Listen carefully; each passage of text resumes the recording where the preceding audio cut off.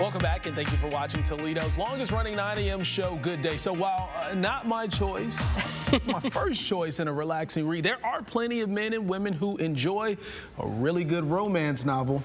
Yeah, which is why today local harlequin romance author Jill Kemerer joins us with another Cowboy Christmas romance. Oh, yeah. All right. So tell us about this. I have a little controversial take, I think, a little bit. So tell us about this novel. Okay. Well, The Cowboys Christmas Compromise is the first book in my new series called Wyoming Legacies, and it follows Erica Black.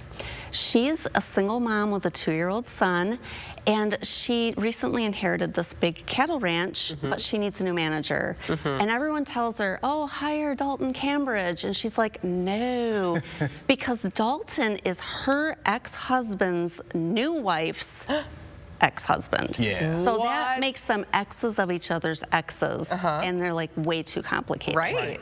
He doesn't want to work there either, but he misses ranching, and he has his own 3-year-old son. So, you know, he works for her. But over the Christmas season, they really realize they fall into this relaxed relationship.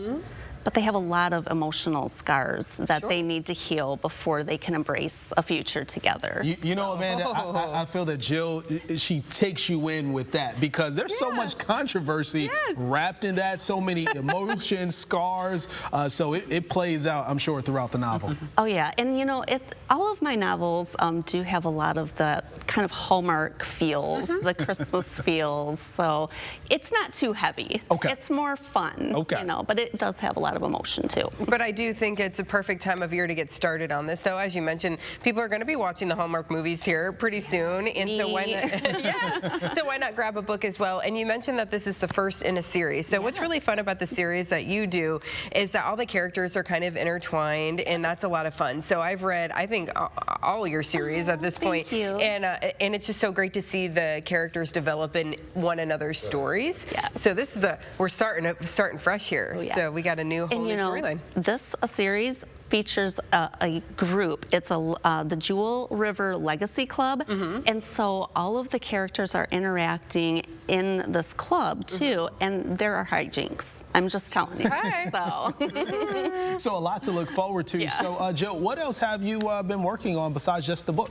Well, I have a short story coming out. It's on harlequin.com. It's a free online read, and that'll be out on December 17th. Okay. And like I said, it's free, and there will be some character crossover from The Cowboys Christmas Compromise. And that story is called The Christmas Cowboy Next Door. Okay. It's kind of hard to keep those two straight. Lots of Christmas and cowboys, and but these stories are a lot of fun. They're heartwarming. So you know that when you crack one open and you cuddle up with them, you're gonna feel pretty good. Oh yeah. When you get through that. I do. I love them. Right, they're your babies. Yeah. I know. They're constructed right from you, and they go to the people. So for individuals who want to get their hands on the physical copy of the books, how can they do that? Walmart, Meijer, Barnes & Noble, anywhere that, you know, the Harlequin love-inspired books are sold, you can pick them up or you can order them online.